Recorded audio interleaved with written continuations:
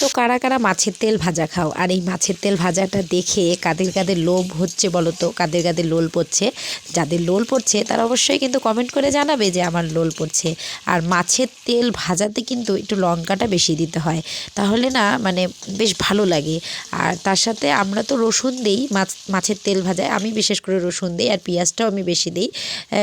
কারা রসুন দেয় আমি সেটা জানি না, আমার মনে হয় মাছের তেল ভাজায় রসুনটা দিলে বেশি ভালো লাগে। আর গন্ধটা মানে ভাত ভাজার ফ্লেভারটা, একটু রসুনটা একটু কড়া কড়া ভাজা হয়, তাহলে না ভাত ভাজার ফ্লেভারটা না খুব ভালো লাগে। আর আমার তো ভালো লাগে। আর কার কার ভালো লাগে তোমরা কিন্তু অবশ্যই কমেন্ট করে জানাবা। আর তোমরা অনেকেই আমার ব্লগ দেখে অনেক কমেন্ট করো না, মাঝে মাঝে একটু তোমরা কমেন্ট করবা, তার সাথে আমাকে একটু উৎসাহ দাও যাতে আমি একটু ভালো করে কমেন্ট করতে পারি। মানে কমেন্ট না, সরি আমি ভুল বললাম, যাতে আমি একটু ব্লগটা ভালো করে করতে পারি। আর তোমরা যদি আমাকে উৎসাহ না দাও আমি কি করে করব বলো?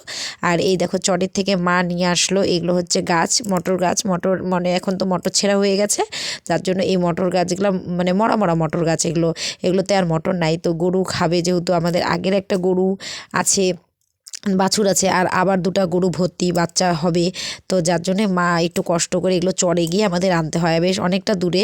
আর আমাদের তো মটর গাছ লাগানো হয় নাই, যদি মটর গাছ লাগানো হতো তাহলে তার কোনো অসুবিধাই ছিল না।